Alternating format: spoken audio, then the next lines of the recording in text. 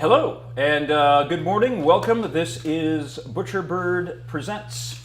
I am not Travis Stevens. Instead, I am Michael This is Shlain. a real tree. And this is Jason Milligan. We are live. Anything can happen. As some of you know who have watched us before, and for those of you joining us now, our goal for every episode is to bring you interesting people doing interesting things in the digital space. But today you get me. And today we have Jason Milligan, who is the creator, among other things, the Go Get Outside podcast. That is the name of the show. That is correct. So, what is Go Get Outside? Well, as we discussed, perhaps first we should tell people what a podcast is, because there's still some people who don't have any idea what it is.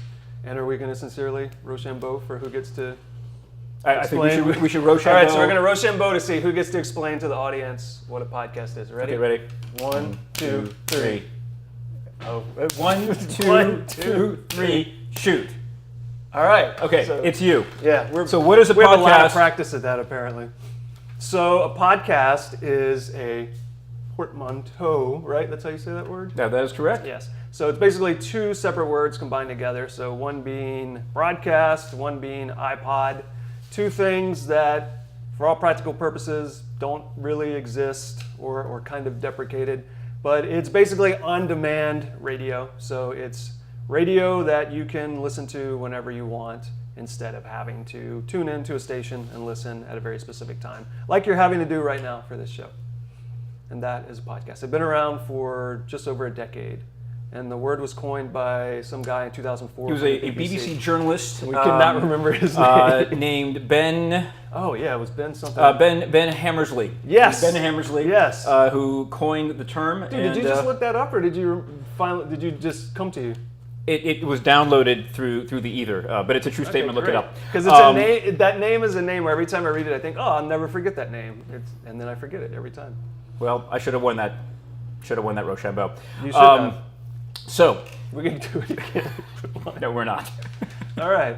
So Go Get Outside. So you are a practicer of the outdoor arts for many years, outdoorsman. And Yes. How did this get started for you? Okay, so I'll explain it without delving deeply into my past and talking about things people don't care about.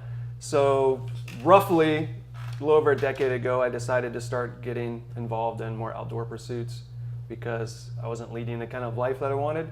And doing those things, I started to do more and more and more and try new things. And they kind of help push your boundaries, and you kind of learn things about yourself that you don't in other ways. And so I was noticing positive changes in my own life and improvements in my life because of that. And I think a lot of people are like me, and they kind of grew up in a place where a lot of those things aren't available and assume that those things aren't an option to them.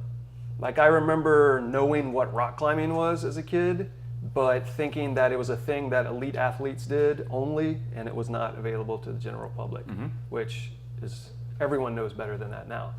So the show, I decided to put together what originally was a video series, which focused specifically on everyday people, because I feel like elite athletes are covered.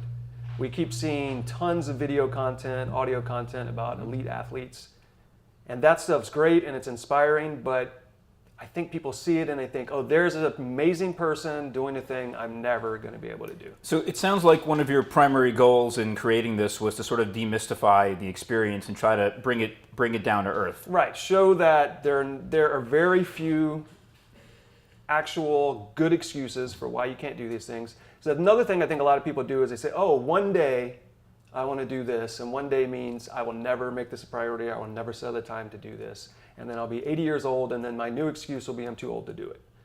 So I wanted to show that people from all walks of life, no matter what their circumstances, could make time to do these things. And so you and some other people in 2014 helped me shoot a 4-part video series that focused on 4 people and 4 specific activities. So we covered surfing, hiking, canyoneering, and caving. And picked 4 very different people. One was a mother, so she showed how she could still hike and be a mother and even include her children into that. My friend Carl, who's a caver, also is battling cancer. So he discusses how even though he has cancer, he can still find ways to fit these things into his life. And so we put together originally that video series, and we have a trailer from that show, which came out in 2014, if we want to show that. So now. why don't we roll that clip? It definitely is an otherworldly environment. It just doesn't get boring until the waves stop. You're going to areas that the majority of the population won't ever see. I believe that anyone that can walk can be a hiker. I'm a surfer. Canyoneer. A hiker. And I'm a caver.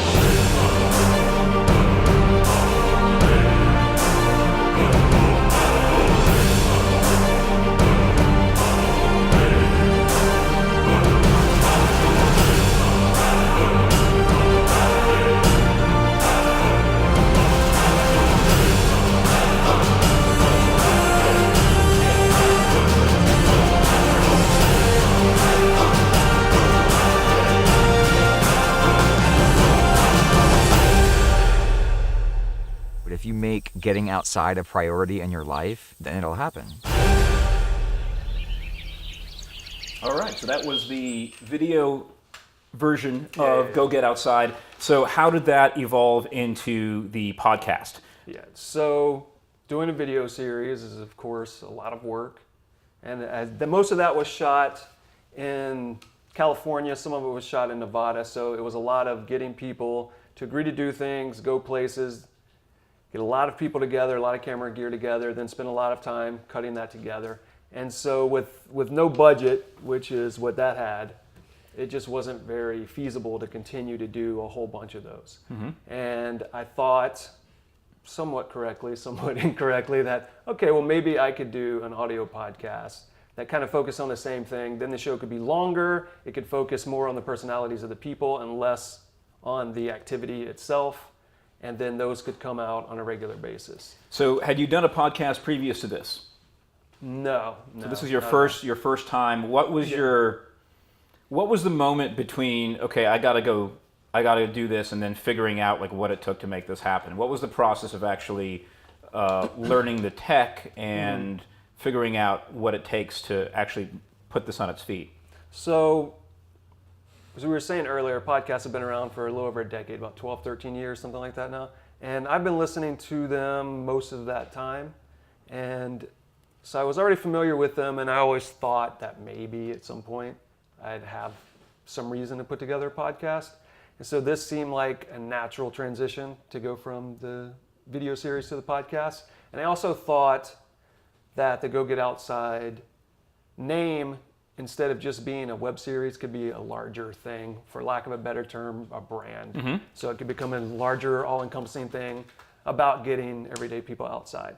So coincidentally, around the time I was starting to think about that, there was another podcast I was listening to where the host of that show was offering like an online class for people who want to do podcasting. He was calling it Irresistible Podcasting, which is still up. You can go to irresistiblepodcasting.com and you can, I think it's $49 or something. You can get the exact same course that I used. And so he went through all the items that you should purchase, some of which I already owned from making video content, and then ways of how you can best edit that stuff together, like little tips and tricks on faster ways to do it with Adobe Audition or other things, and then how you go about getting it on iTunes and everywhere Well, else. let's break down that process, because I imagine a lot of folks like you have an idea of, okay, I would love to do this, but what do I need to do? How do I get this started? So what are the basic technical elements? What's the gear? How do you do it? Okay, so if we want to, I have the gear I currently use. We could show in it this, now if you in want this, to do in this that. box that is conveniently Conveniently right placed. here, It just happened to be sitting here. right before us. Yeah. That was very oddly present. Prescient. So if we want, we can go through that right now. Let's do that. So you don't need, if you want to do, you can do video podcasts. Audio podcasts are sort of the norm, and they're definitely easier to produce, although there's still a lot of work. So what I have here is just regular Pelican case. You don't have to have one of these. If you do want one, it's great for protecting your gear. You know, they're not inexpensive, but they're not crazily priced. And then they've got foam inside, so you can protect everything. I used to carry most of this gear in a backpack, and then I eventually got a Pelican case. So what's inside of here are just additional XLR cables. Not on this side of the bag, apparently.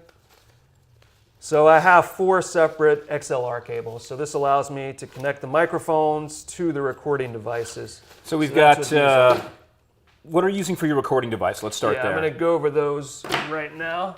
So I have 2 separate devices, and I'll explain the reasons behind both. Most of the time, I use this, which is an old Tascam, I believe it's a DR70 or DR10. They don't make this one anymore. I bought this, I believe, 8 years ago. They've now updated it with a better model that I believe is probably cheaper than what I paid for this one, which was still maybe about $250 or something like that. It's not super expensive. But it has 2 ports from my XLRs, which means I can record 2 inputs. And that's why I have this, because that one can only record 2 inputs, whereas this one, which should still be in production, this is another Tascam. This is the DR70D. So that one I think is the DR10 or something like that. This costs a little bit more, maybe $280, something like that, but it has 3 XLR inputs here and then a 4th on the other side. So you can plug 4 XLR cables with 4 microphones into this. And so I picked this up specifically because I break my show into seasons, and I decided when I started season 2, I wanted to do roundtable discussions where I could talk to more than one person or do interviews with multiple people. Sometimes I'd interview couples or something. And this allowed me to have 3 to 4 mics, which means I can have 4 of us on the show, or I can have people share mics and have a lot more than that. So I have those 2 devices, XLR cables plug into those, and then into these microphones. And these microphones, I have 4 of these. I specifically bought these. They're the ATR 2100 Audio-Technica. They have XLR inputs, but they also have USB inputs. And I specifically bought these because they were cheap, $50 a piece about, and they were recommended in that Irresistible podcasting course. And there are better microphones you can get for sure, but these definitely are pretty robust and do a pretty good job. And I've gotten lots of comments on how the audio sounds good, and it's these cheap mics. And I mean, this is obviously a lot of gear that you've built up over, not a lot, but a considerable amount of gear you built up over some time. I mean, what was sort of the basic package? If I just want to get started, I want to have a podcast tomorrow, how much should I look to invest that will get me a podcast right away? So a few $100s at least. So you could start with just this. You could use only this if you wanted to. It has unidirectional mic on the top. You could set it up like this, and you could go back and forth between you and another person. I wouldn't really recommend that. Go ahead and grab a few mics. But to start out, all you absolutely have to be able to record it, not to do the post on it, is some sort of recording device, a couple XLR cables, and a couple microphones. And you will probably want to pick up some stands. Those mics came with these dinky little bitty stands that I used for a while. And what I usually ended up doing was having to set it up on top of a Pelican or on top of something. And I decided it would make sense to just spend $15 or whatever it was to get a couple of these, which are still pretty small, inexpensive, and you can set up the mic on these and make everybody a little more comfortable. And also, it looks like your kit is specifically optimized for your show, which is you go on the road, you take this, you usually go to the people that you're interviewing, you go to them. Right. So you've been able to create something that is portable and that you can take anywhere. Correct. So I would say a huge percentage. I'm going to make up a number that's not accurate, but probably is not But say completely it confident. inaccurate. Say it confidently. 75% 75% of audio podcasts are recorded over the phone through Skype or something similar. And if you're doing that, you don't necessarily need this recorder. You need something like Adobe Audition or some other sort of audio program. And you could use these same mics, plug them directly into your computer, use Skype or whatever you prefer to use, and record that conversation. That's what most people do. I didn't want to do that for this show, and I'll put this stuff away just to keep it out of our way. Because this show is called Go Get Outside, and its whole premise is to hopefully inspire people to do more interesting things outside, I thought it would make the most sense for the show to also be recorded outside. So most of the shows, with a few exceptions, are recorded somewhere outside. So sometimes that might be a park, that might be somebody's backyard. A lot of times it's parks. David Angel, one of my friends who is a caver and canyoneer, he specifically asked that we record his episode in the pothole of a local canyon that we often run at night called LSA. So he and I carried a bunch of ropes and camera and audio gear through this canyon one night and set up in this pothole after we rappelled down into it and recorded it there, which was cool because I think it adds a really nice ambience to it when you're listening and you can hear birds or just different types of reverberation. Every once in a while we record in a house and I always feel like it feels more enclosed. And I have done a few episodes through Skype out of necessity because two of them were with people in the UK, so it wasn't very feasible for us to get together. And then another was a person that just couldn't get down here. I try to avoid those just because I think I'm much better in person. I have a hard time doing an interview over the phone, and we can probably talk about that as well because I do talk to people who, for the most part, are not used to being interviewed. And that's kind of the goal of the show, is to find people and give them a voice who aren't celebrities or who aren't performers necessarily. Well, I believe we have a clip from the podcast, so why don't we... Yeah. So let's give people an Why don't we idea. roll that? It's a bunch of excerpts from episodes from the very first season. And my wife was sure I was dead. I came up with just blood everywhere.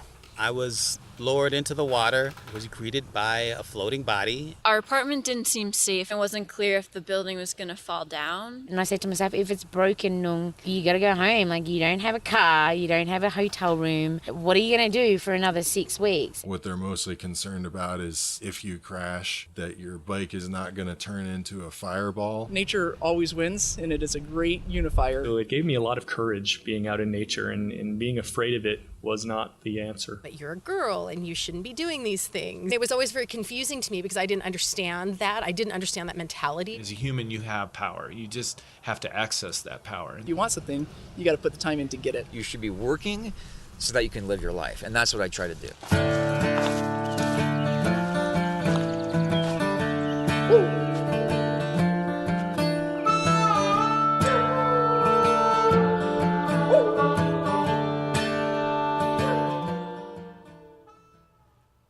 That was great. You look very intrepid, broadcasting from the wild.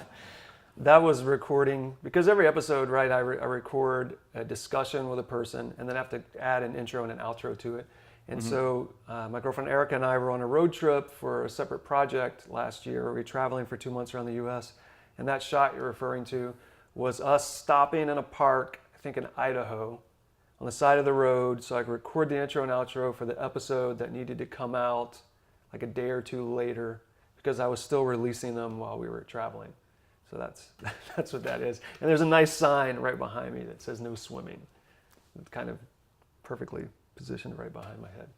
Very nice. So I think we're getting kind of to the end of our time, but if you had to sum up, I mean, what have you learned in now you're at 50 episodes at this point. 51 tomorrow. 51. First episode comes out tomorrow. 51 episodes. So if you could sum up, I mean, what have you learned in this process of of the doing of it. Now that you've gotten in there and had the experience, how are your how is the reality different from what your expectations were of what this was going to be? Yeah. So just like with anything that is created, however long you think it's going to take, it always takes 2 or 3 times as long. Even if it's audio only, it's still a lot of work.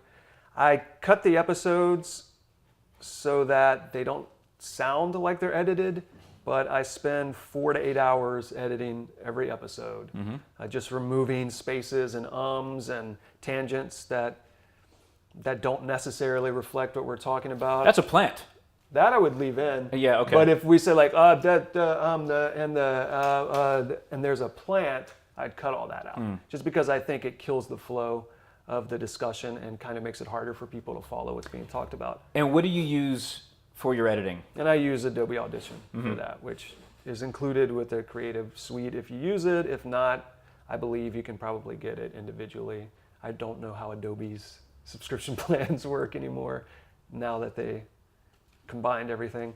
But the things I've learned, so it does take longer than you expect, but I think the thing that I most enjoy is these relationships I've built with people and the things I've learned about people individually that I don't expect. What people tell me all the time, because like I said, most of these people on the show are not performers, is they say like, oh, it's going to be an hour and a half. I don't know if I'm going to be able to talk for that long. And it always starts where we're kind of just chatting and I'm trying to get that person comfortable with what we're doing. And within 10, 15 minutes, usually, it seems like everyone forgets the microphones are there. And then people naturally want to talk, even if they think they don't want to. And so they start sharing things that sometimes they don't share with other people ever. And they just feel compelled to tell people these things. And some of the stories I've come across have been super inspiring. One of the ones that I specifically remember is a friend of mine who lives up in San Francisco, Eli. He knew I was going on that road trip, and he told me that he had a friend of his father had done this 2,600-mile bike trail from Canada down to Mexico. Oh. It's called the Tour Divide, and that guy is 60, 70, I forget how old he was. And I didn't know if I'd have time to stop and talk with him, so I kind of just thought, yeah, sure, I'll see if I can make it happen. And then I'm so happy that I did, because when I met him, he had also invited a younger guy in his early 20s who had done the trail as well. And being able to talk to both of them and he was 60, because they're 40 years apart. So to be able to get the perspective of a 60-year-old and a 20-year-old about the same activity, and then also to see how this guy who was 60, who kind of discovered this part of his personality later in life, how much it had changed him.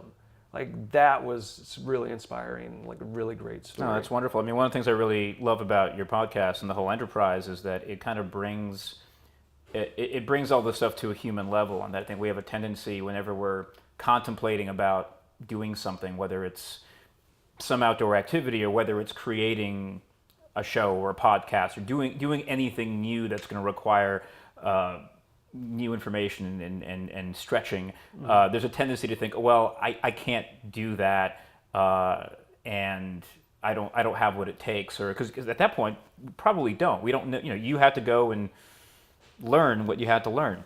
I would say everyone has what it takes to do most of the things that they think they don't. You just have to be willing to be uncomfortable.